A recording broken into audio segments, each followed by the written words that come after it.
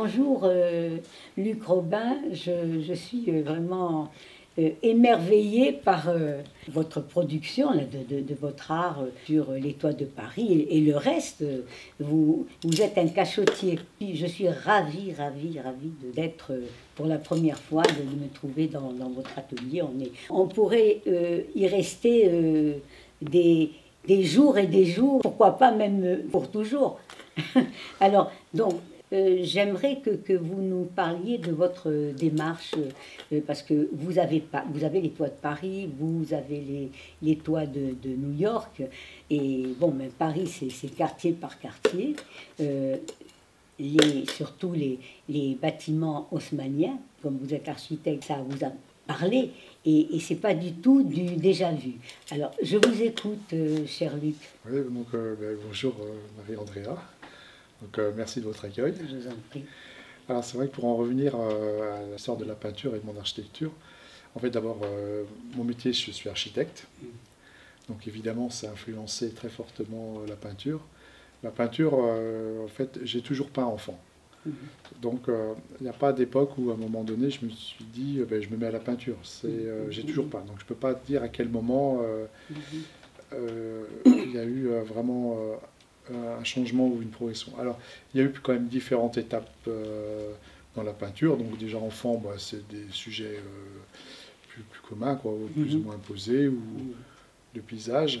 Et en fait, le grand bouleversement, c'est en architecture à Nantes, où là, effectivement, mon dessin est devenu plus structuré.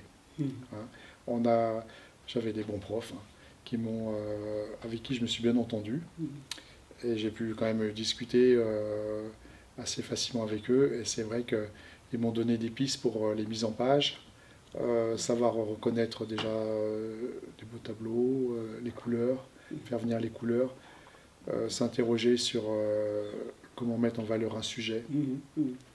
Parce qu'au fond, finalement, le sujet, ça n'a pas trop d'importance en fait. C'est plutôt, la vraie question, c'est comment on peut peindre.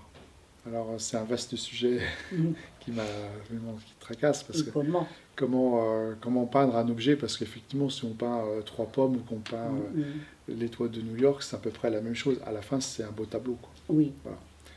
Il n'y a pas de valeur sur... Donc j'ai souvent aussi dit que la peinture aurait dû disparaître, puisque l'arrivée de la photographie au 19e siècle aurait dû chasser la peinture définitivement.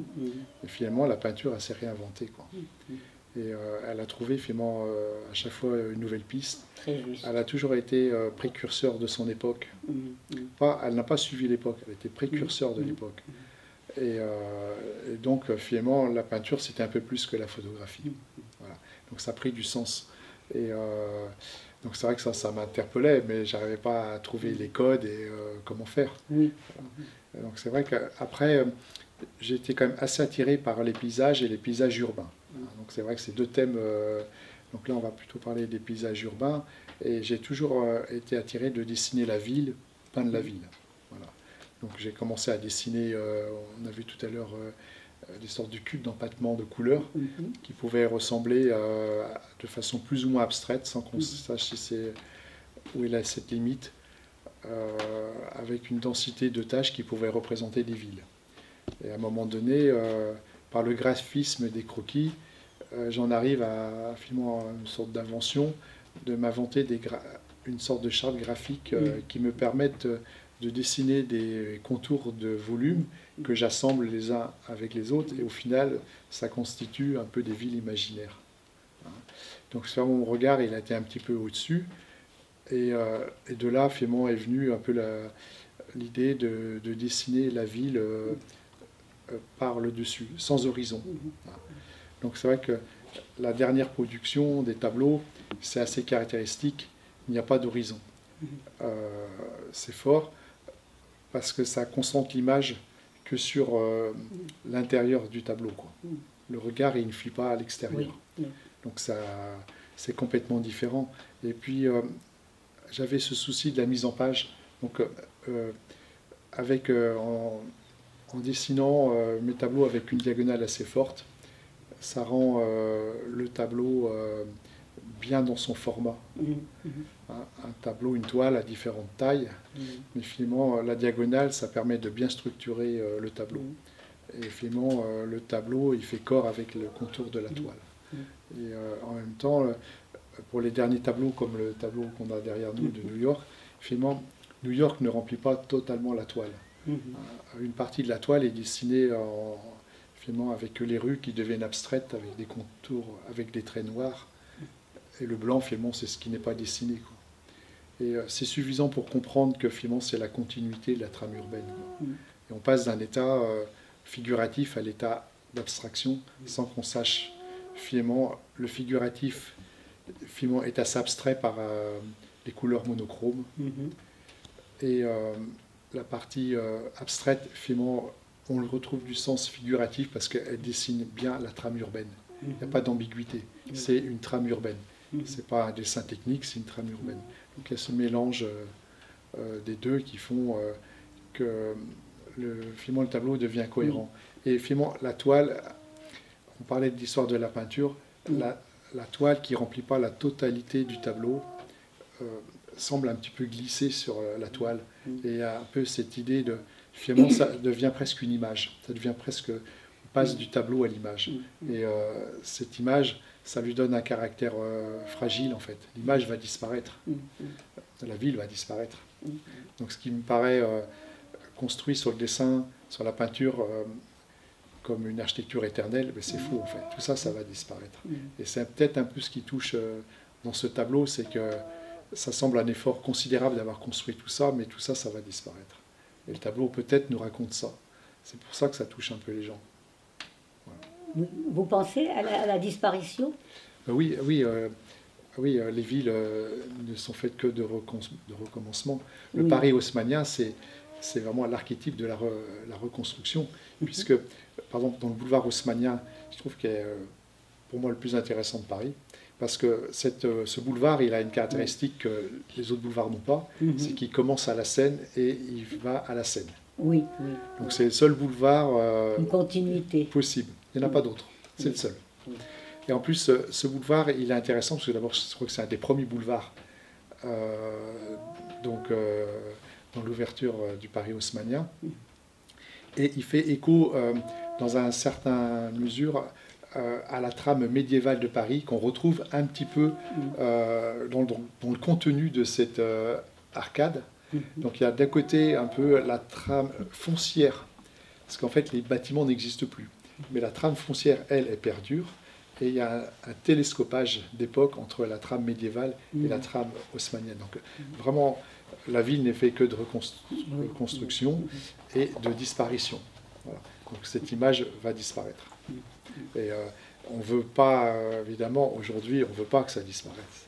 Donc voilà, c'est un peu et cette peinture traduit un peu cet état, quoi. Oui, en effet, mais vous avez une perception très profonde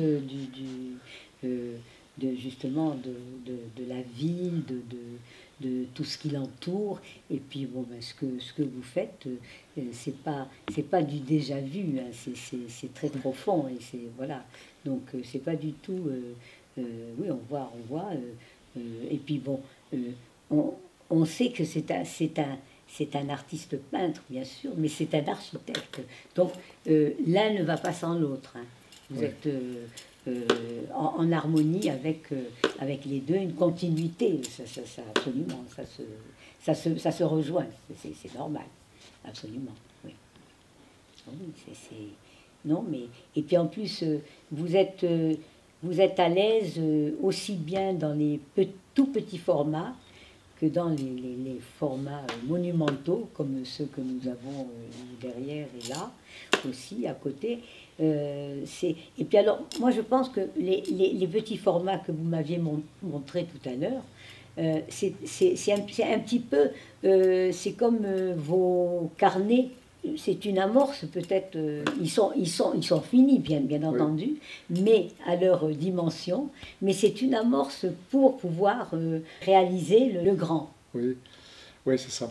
Donc, le petit format 20-20 dont on parlait tout à l'heure, finalement, D'abord, il y a le carnet de croquis en amont. Oui. Le carnet de croquis, c'est des feuilles blanches, hein, absolument. un feutre. Oui. J'ai souvent un feutre ou un bic Oui. bleu, donc c'est pas très cher. Oui, c'est comme tous les artistes. Et finalement, ça permet de prendre énormément de risques, puisque à chaque page, on peut prendre le risque de faire quelque chose, et la page suivante, soit de faire quelque chose de différemment, ou d'améliorer un peu le dessin. Donc c'est vrai que le carnet de croquis est vraiment magique pour ça.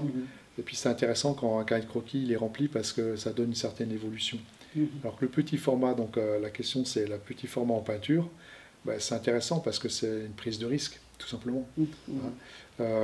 Ça permet malgré tout un peu de s'exercer, d'améliorer un peu la technique, et puis d'envisager des points de vue différents. On a vu sur des 20-20, à certains moments, je faisais la ville comme si c'était une réduction, finalement, comme si on avait fait un grand tableau, et puis qu'on l'avait réduit 20 sur 20. Et puis pour certains autres tableaux, on voyait que des bouts de fenêtres et de cheminées. Finalement, ça devenait un tableau abstrait. Donc on a toujours ce langage de jamais trop savoir quelle est cette différence, en fait.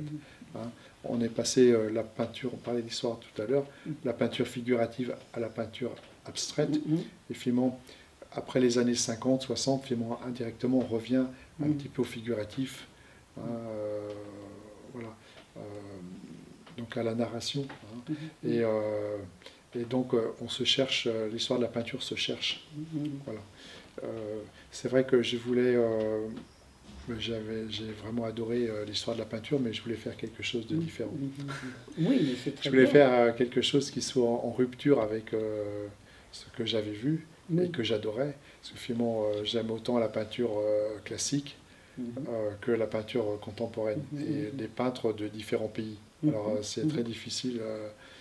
Voilà. Mais donc j'avais surtout pas envie de copier, quoi. Oui, non, et puis c'est normal. Donc, c'est très donc je suis personnel. parti sur quelque chose de personnel. On le voit. C'est vrai que le fait de faire l'architecture, ça m'interroge sans cesse. Et puis c'est vrai que les tableaux, ils sont faits dans l'agence, donc ils sont pas en même temps que mon architecture. Oui, vous êtes donc dans je passe d'un votre état à univers, l'autre. dans votre univers architectural, parce que là, bon, vous travaillez ici l'architecture qui est votre métier, et vous travaillez, c'est aussi votre atelier de peinture, ce qui fait que l'un ne va pas sans l'autre. Hein. Voilà. Ils sont indissociables. Voilà. Mais vous avez une personnalité dans un sens et dans l'autre. Voilà. Puis c'est vrai que je le fais dans un bâtiment d'une architecture contemporaine, très forte, sur la rocade, très avec une architecture vraiment en avance. C'est vrai que dans un cadre très lumineux, c'est agréable de pouvoir peindre dans des conditions pareilles. Bien sûr. Je n'ai pas de limitation de format, à part un peu le transport, comme tout le monde, mais quand même, je peux avoir des grandes toiles. Voilà, donc je n'ai pas de limite à la peinture.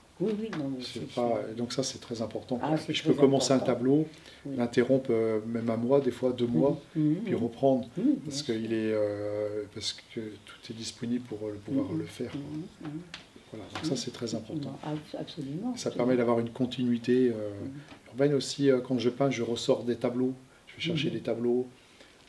J'ai besoin des fois de ressortir un ancien tableau pour de vous ressourcer couleurs, dans ces tableaux pour retrouver des couleurs que j'avais peut-être perdues. Donc, et là, alors, donc pour New York, alors ça ne s'arrête pas là, hein. Ça va jusque là. Donc expliquez-nous. En fait, donc c'est une vue. D'abord, c'est un carré dans un rectangle. En fait, donc le tableau fait 2 mètres par 3.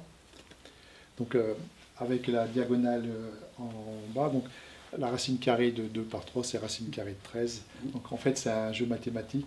Le tableau, c'est un carré, et finalement qui glisse dans l'image. Mais finalement, par un jeu de bon angle de vue, bien choisi, finalement, la perspective fait que la rue, qu'en fait, on arrive, que la ligne droite principale, c'est vraiment aussi la diagonale du tableau. Donc en fait, la diagonale, elle est dans l'abstraction, dans les lignes, mais elle est aussi dans le tableau.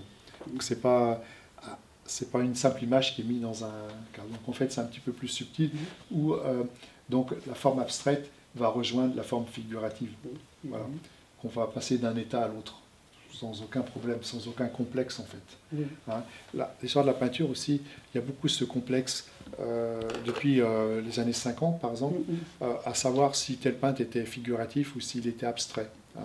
C'est un grand débat, voire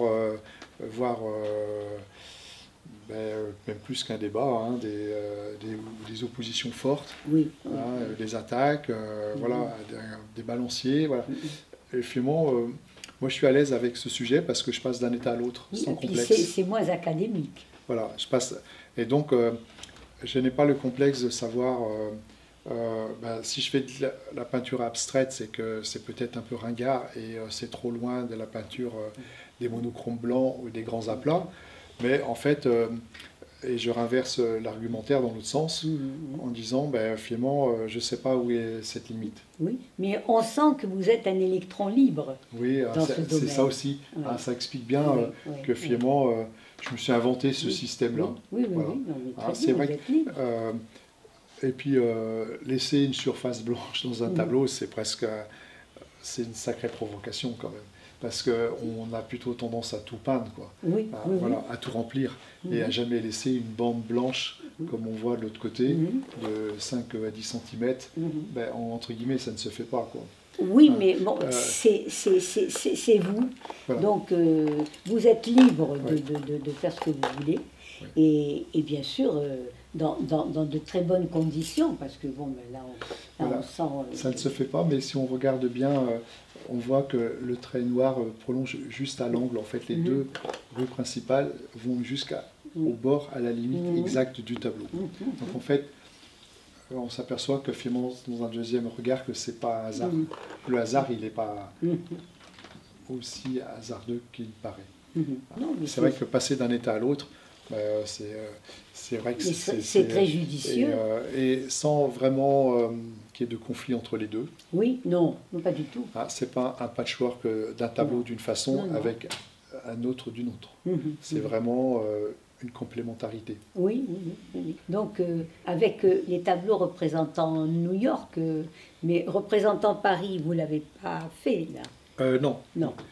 Sauf, j'en ai fait un autre là-bas, c'est un petit peu différent. J'avais commencé l'amorce, c'est un des premiers d'ailleurs où j'ai fait les essais. Ça va venir sur les prochains. Voilà. Les prochains, ils vont tous avec cette forme d'originalité. Et finalement, indirectement, ça devient presque un graphisme en fait. Oui. Globalement, ça devient un graphisme, presque une marque de fabrique, et reconnaissable en fait. Oui, absolument. Alors que c'est tellement simple, mais c'est puissant à l'œil. On voit bien la diagonale. Oui, qui est le prolongement. Voilà, et on passe d'un état à l'autre. Oui. Avec là, la ligne, en fait, la colonne blanche, c'est verticale, mais qui est toute blanche, quoi. En fait, c'est un peu dans le croquis. Un croquis, ce qui est intéressant, c'est ce qui n'est pas dessiné, c'est le blanc qu'on a laissé. C'est plus intéressant que de remplir tout le croquis, toute la page, de colorier toute la page. Il faut savoir faire rentrer le blanc dans le dessin. Donc, c'est un peu... ça, c'est vrai que c'est les cours d'architecture. Voilà, d'ailleurs, l'architecture, c'est à peu près pareil, comme ce bâtiment. Le blanc des façades, c'est un élément très important du bâtiment. Le blanc met en lumière la volumétrie. Ce qui est coloré, plus sobre, ça devient en retrait. Donc le blanc, ça fait partie de l'architecture. Et le blanc est plus important que finalement, vous avez vu la façade principale, elle est toute blanche, c'est un monochrome blanc. En fait, c'est un tableau, si vous voulez. C'est une peinture abstraite déjà, la façade. Et le blanc c'est une peinture, quoi. Voilà. Et ça devient un élément fort. Il n'y a pas besoin de rajouter de la décoration. Le blanc, la surface blanche monochrome se suffit elle-même. Et puis le blanc, c'est quand même, en peinture, pas facile de travailler du blanc, parce que c'est même risqué, pour un artiste. Oui, donner un sens au blanc. Mais alors, c'est vrai qu'il y a des peintres qui ont fait carrément des monochromes blancs. Mais c'est pas facile de travailler le blanc dans la peinture. Alors après, faire des tableaux tout blancs, il y en a qui l'ont fait, c'est bien. Maintenant, en refaire d'autres, c'est peut-être bien, mais ça n'apporte rien. Oui, bien sûr. Non, mais là, que quand c'est en relation avec une autre façon de travailler que comme vous faites là. Voilà. Absolument. Là, le blanc a une signification, mais bon, vous avez quand même pris un risque pour faire cela. Oui, oui, voilà. Mais le risque permet d'avancer. Oui. Et puis dans la cohérence des toiles aussi, le format carré, on va le retrouver quasiment à chaque fois. Oui, oui, oui, c'est ce que je vois. Je crois qu'on l'a vu partout en fait. Oui, il est omniprésent. Oui, oui. Ouais, omniprésent sur tous les tableaux qu'on a ici. Et l'étoile où le format n'est pas carré, comme d'ailleurs ici, là, donc 3 mètres par 2, en fait, c'est la partie figurative qui est un carré. Oui, oui. Là-bas, les autres tableaux, c'est pareil. La partie basse, c'est un carré, et le restant, on va retrouver les grands sur l'étoile de Paris, là, c'est des carrés, c'est que des carrés. Oui. Et c'est vrai que le carré, malgré tout, c'est un peu la base de la géométrie. Oui. C'est la base de l'architecture. Oui, oui, oui. On passe de l'état rond, de la sphère, de ce côté naturel, au carré. C'est un peu comme l'habitat, on passe... L'habitat ancien, c'était des ronds. Oui. On voit ça en Afrique. On passe du rond au carré. Au carré. Voilà. Ah oui, absolument. L'évolution de la société, de l'architecture, pas de l'architecture, mais de l'urbanisme, parce que c'est comment on dispose les différents espaces avant la construction. Donc c'est bien de l'urbanisme, on passe du rond au carré. Et finalement, c'est... Ah oui, mais toutes vos toiles sont en carré. Hein. Bon, à part que quand vous extrapolez là, bon, bien sûr... oui, mais on retrouve le carré qui est l'élément Mais le carré, principal. voilà, l'élément principal. Et l'autre, bon, c'est l'élément complémentaire, mais qui est bon, le carré est omniprésent. C'est très bien pensé. Hein. Le carré, c'est une forme parfaite. Oui, oui. La diagonale, c'est la racine carrée de 2. Oui, oui. Donc, c'est pas n'importe quoi. Non, voilà, non. C'est la base élémentaire. Non, non, effectivement. Donc, à partir de du racine carrée de 2 et du carré, on va pouvoir extrapoler assez rapidement au nombre d'or, par exemple.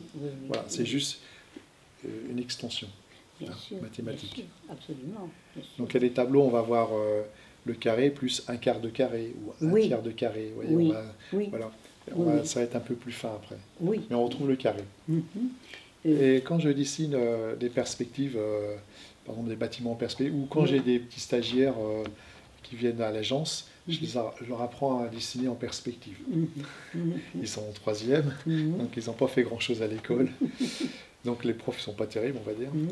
Et je leur apprends à dessiner, à décomposer une façade en éléments de carré. Par exemple, une façade peut avoir 3 carrés de longueur. Et donc, à partir du moment où ils arrivent à reprendre la façade, à la rediviser en carrés, ils arrivent à la redessiner en perspective très rapidement. En général, au bout d'une heure, c'est bon, ils savent dessiner en perspective. Très bien. Parce que le carré, c'est la base de la perspective. Très bien. Donc le carré, c'est vraiment important. C'est les mathématiques, c'est quand même le calcul des surfaces, des racines carrées. Donc les racines carrées, c'est quand même très élaboré, mathématiquement. Ça commence à être un peu le début de la civilisation moderne. Bien sûr. Et puis, donc c'est quand même lourd de sens, quoi. Et votre technique alors, votre technique de peinture? La technique d'abord, c'est de la peinture acrylique. Acrylique, oui. Donc je peins pas à l'huile, acrylique, parce que l'acrylique a l'avantage d'être assez rapide au séchage. Oui. La qualité, c'est des bonnes peintures d'acrylique, c'est de la bonne qualité. Donc j'espère, parce que je ne pourrais pas le vérifier dans le temps, sur 200 ou 300 ans, je ne pourrais peut-être pas le vérifier, mais normalement ça devrait garantir une tenue. Oui, oui. C'est ce qu'on utilise actuellement. Enfin, beaucoup d'artistes utilisent donc, je ne peux pas le confirmer, mais bon, ça semblerait, on va dire. Voilà. Donc la technique est plus rapide, je suis plus à l'aise par la technique rapide. Après, la peinture, elle est assez épaisse quand même. Oui.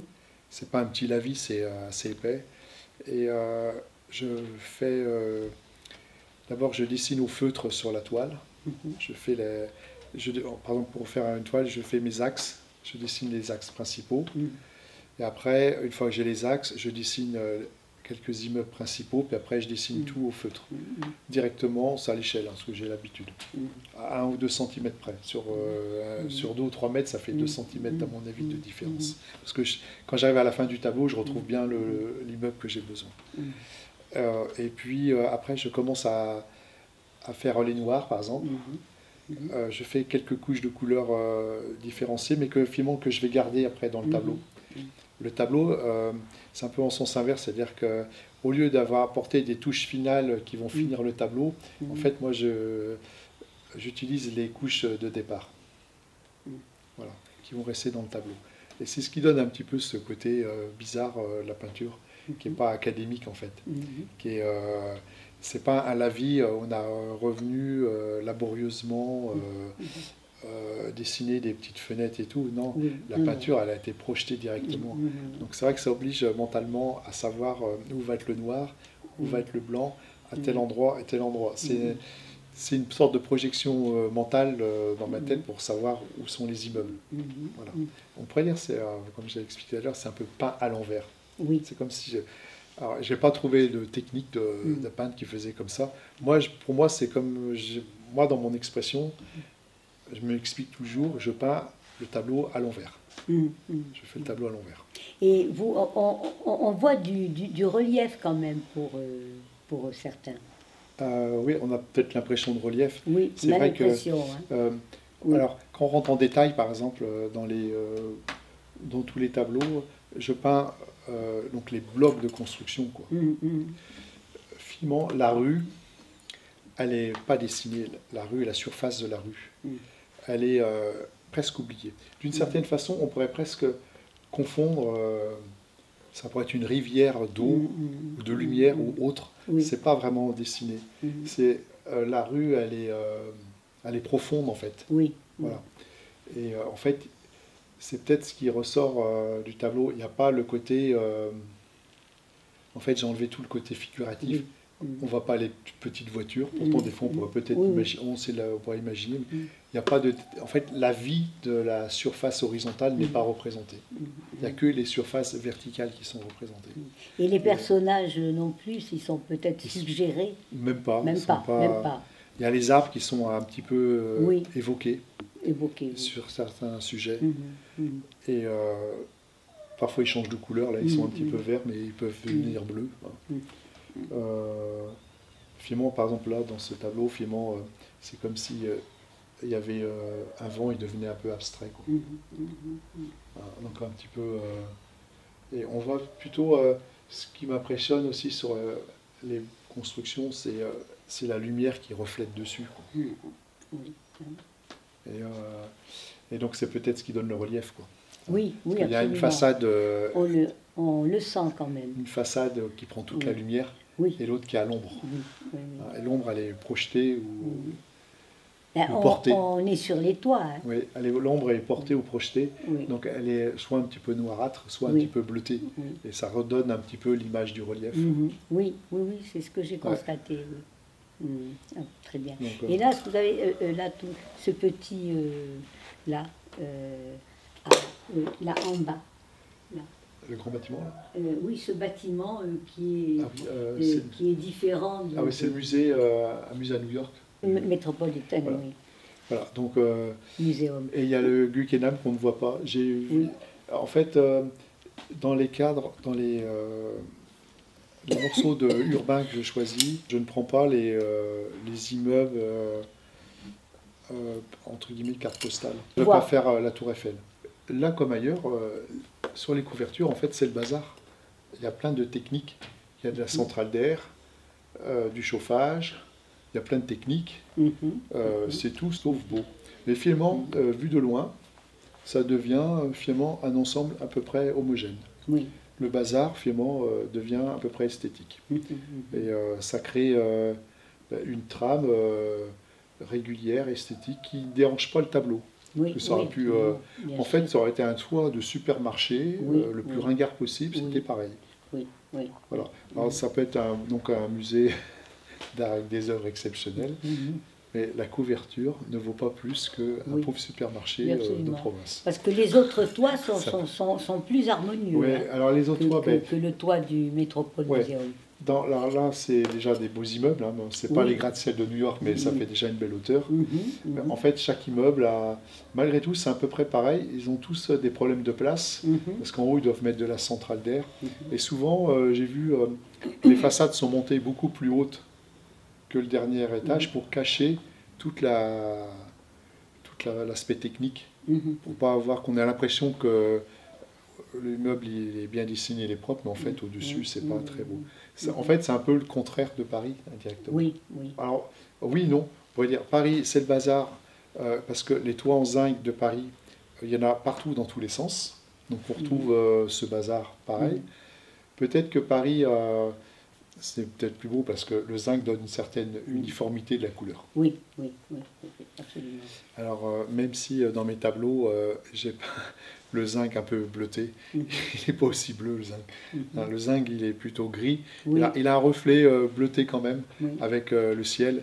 Et bon, il n'est pas quand même de cette couleur. Avec le temps, il devient gris clair. Quand il est, quand il est usé, qu'il faut le changer, il est gris clair. Vous êtes très attaché au bleu, en fait. Oui. Alors, oui. En fait, le bleu, il est venu naturellement. Naturellement. Assez naturellement. Le bleu, il permet d'avoir des ombres projetées. Donc l'ombre, elle est soit portée par l'objet ou alors elle est projetée. Et l'ombre projetée est toujours bleutée. C'est la différence de l'ombre portée. Et l'ombre projetée est légèrement bleutée. Quand on prend une photo, on voit que c'est légèrement bleuté. On voit, si on prend la montagne à l'ombre, elle est bleutée.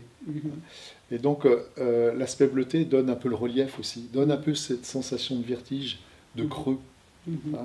Si on voit bien, lorsqu'on a le vertige, les surfaces deviennent un peu bleutées, quoi, par exemple. C'est différent des surfaces orangées. Donc l'ombre étant bleutée, c'est vrai que le tableau a trouvé naturellement son monochrome en bleu. Voilà. Après, le bleu, il est facilement déclinable. Donc on peut effectivement faire du bleu clair, du bleu foncé. Ce qui ne serait pas tout à fait le cas avec le jaune, où le vert est plus délicat. Donc c'est pour ça que les arbres ils passent rapidement en bleu dans le tableau pour éviter de surcharger le tableau en vert. Kandinsky a très bien compris pour les tableaux.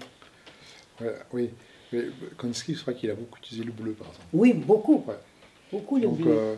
Il y a des peintres contemporains comme Monori aussi qui utilisaient le bleu. C'est un peu... on voit d'ailleurs là-bas... Il y a une raison. Oui, ça met... Qu'en pensez-vous?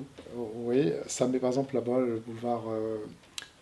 Saint-Germain. Saint-Germain. On voit que les façades sont un petit peu jaunes, jaunâtres, et avec le bleu, en fait, ça fait ressortir la lumière. En fait, ça leur donne une autre dimension. Oui.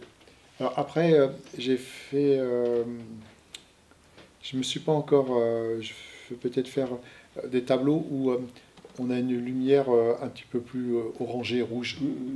L'inconvénient, je trouve, c'est que par opposition, l'ombre va être assez noire.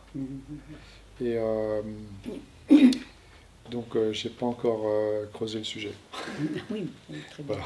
Alors, combien de temps mettez-vous pour réaliser une œuvre Ah oui, alors, voilà.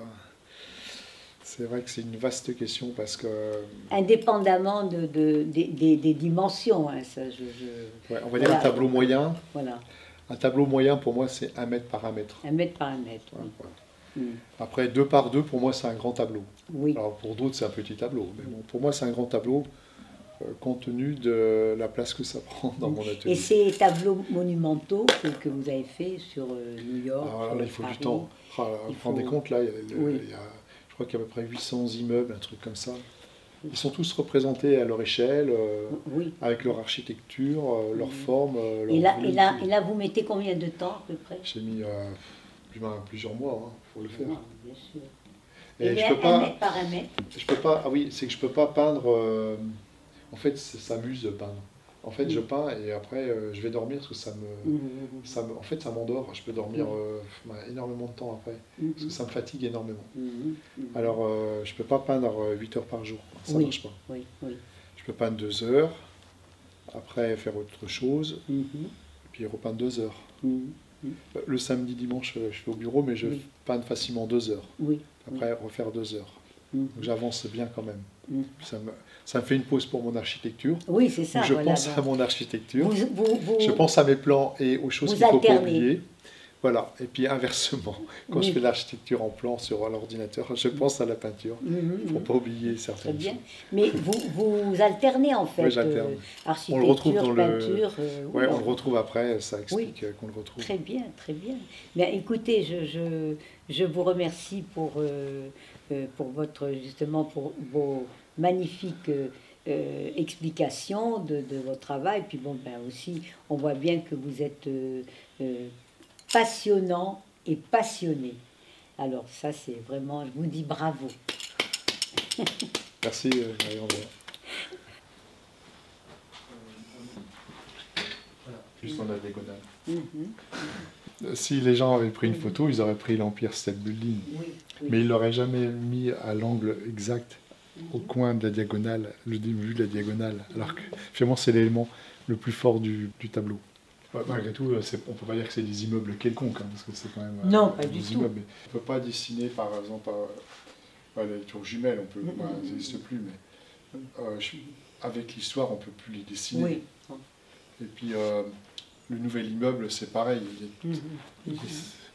Même 20 ans après, la blessure, elle est encore là. Quoi. Bien sûr. On peut pas, moi, je ne peux pas le peindre.